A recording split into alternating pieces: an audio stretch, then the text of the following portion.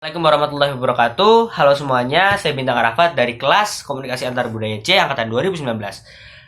Sekarang saya akan menjawab pertanyaan kuis dari Kak Bias. Nah, pertanyaan yang pertama adalah pilih satu konsep komunikasi antar budaya yang telah dijelaskan dari awal semester sampai sekarang. Nah, saya memilih satu materi yang sekiranya sering kita jumpai di kehidupan kita dan menjadi masalah yang cukup serius dan krusial yang dihadapi bangsa Indonesia. Nah, materi yang saya akan bawakan adalah sisi gelap identitas. Sisi gelap identitas ini ada 4 macam di dalamnya. Yang pertama adalah stereotype. Stereotype merupakan overgeneralisasi yang diciptakan manusia agar manusia ini mudah mengidentifikasi sesuatu. Jadi istilahnya mengovergeneralisir atau menyederhanakan satu pandangan terhadap kebudayaan agar mudah dikenali. Nah, stereotip ini tidak selamanya buruk, ada juga stereotip yang baik. Namun karena kebanyakan stereotip ini buruk, maka disebut sisi gelap identitas. Nah, contoh stereotip yang baik itu seperti contohnya kayak orang-orang Asia itu adalah orang-orang yang rajin, yang pintar matematika gitu. Padahal belum tentu. Terus seperti kalau di Indonesia, orang Minang adalah orang yang pelit, terus orang Jawa adalah orang yang lemah lembut, dan orang Ambon adalah orang yang keras. Itu adalah salah satu bentuk stereotip yang buruk. Nah, stereotip itu sebenarnya juga ada sisi baiknya. Maksudnya bisa kita gunakan stereotip itu karena memang masing-masing manusia tidak dapat terhindarkan dari stereotip karena memang kebutuhan psikologis. Jadi memang tidak selamanya sih stereotip ini adalah sesuatu yang buruk. Bisa juga stereotip ini mempermudah kita untuk bagaimana pola komunikasi yang tepat ketika kita berhubungan dengan suatu kebudayaan yang tertentu. Misalnya kayak suku Minang orangnya ngomongnya tegas-tegas gitu. Terus kita bisa menyesuaikan pola komunikasinya. Nah, selanjutnya dari setelah stereotip ada prasangka. Prasangka ini muncul karena awalnya ada stereotip terlebih dahulu. Seperti contohnya, ras kulit hitam adalah ras yang jahat. Itu adalah suatu stereotip yang telah mendunia. Nah, prasangka ini muncul misalnya kita adalah orang nih lagi jalan terus kita ketemu sama orang kulit hitam. Nah, orang kulit hitamnya ini ketika kita ketemu mereka kita malah berprasangka buruk. Oh, nih orang bakal berbuat jahat sama kita, padahal tidak semua orang kulit hitam itu buruk. Jadi prasangka ini muncul karena adanya stereotip di masyarakat yang muncul terlebih dahulu.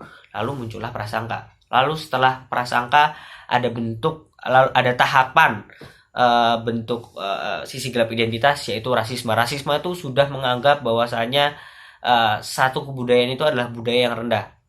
Salah satu bentuk rasisme itu adalah kayak seperti kita nggak mau satu kelompok belajar dengan orang kulit hitam nih misal, karena dia adalah orang yang jahat, mereka adalah orang yang malas gitu.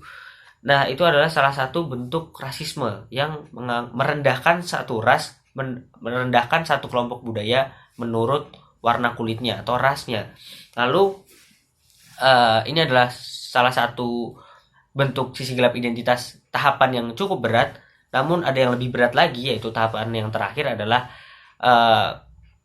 bentuk sisi gelap dari identitas, yaitu adalah etnosentrisme. Etnosentrisme itu ketika kita menganggap kebudayaan kita adalah kebudayaan yang paling baik dan kita menjadikan tolak ukur kebudayaan lain adalah kebudayaan kita gitu. Jadi kayak misal kita menilai baik buruk suatu kebudayaan lain itu tolak ukurnya budaya kita. Jadi kita menganggap bahwasanya budayaan itu tuh budaya yang salah karena di kebudayaan kita itu tuh nggak boleh. Nah, seperti contoh itu. Tapi secara praktikalnya tuh kayak misal kita adalah orang Indonesia yang pakaiannya tertutup, terus kita menjudge orang-orang Eropa yang pakaiannya terbuka. Nah, itu salah satu bentuk dari etnosentrisme dari bangsa Indonesia seperti itu. Namun mereka juga etnosentrisme juga dengan menganggap orang-orang memakai hijab, orang-orang muslim yang memakai hijab adalah satu bentuk penindasan. Nah, memang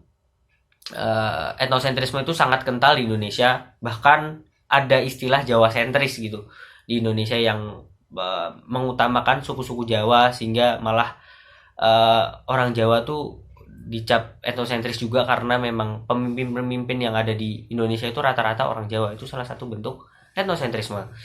Lalu itu adalah, kita lanjut ke pertanyaan kedua. Tadi adalah konsep yang sudah saya bahas, lalu sekarang adalah masuk ke pertanyaan kedua, yaitu permasalahan komunikasi yang dihadapi terkait adanya perbedaan budaya dan bagaimana cara mengatasinya. Saya pernah ketika saya pindah ke Jakarta, saya berasal dari suku Jawa. Saya memang kental berbahasa Jawa. Lalu saya pindah ke Jakarta. Saya ini berasal dari Surakarta yang bahasa Jawanya itu cenderung halus. Saya pindah ke Jakarta yang kita tahu budayanya itu sangat plural dan dari berbagai macam suku dan budaya itu ada. Sehingga saya mungkin ketemu dari suku-suku lain, terus saya waktu nyampe di Jakarta itu kaget, kayak wah, orang-orangnya tuh kok keras-keras ya, nada bicaranya tinggi, terus kayak mereka frontal ngomongnya, nggak kayak orang-orang di kampung saya dulu gitu. Nah, saya merasakan itu selama beberapa tahun. Lalu saya menghadapinya itu dengan cara yang mudah, yaitu kayak seperti menyesuaikan, terus saya berbaur, mencari tahu. Jadi saya tidak langsung, ya pertama memang saya menjudge dulu mereka, loh kok mereka ngomong sembarangan gitu. Tapi lama-lama saya mengerti kebudayaan mereka, dan malah saya karena lama di sini malah saya terbawa dengan kebudayaan mereka. Lalu saya juga pernah, saya orang Jawa dari Jawa Tengah, lalu ini kebudayaannya mirip-mirip.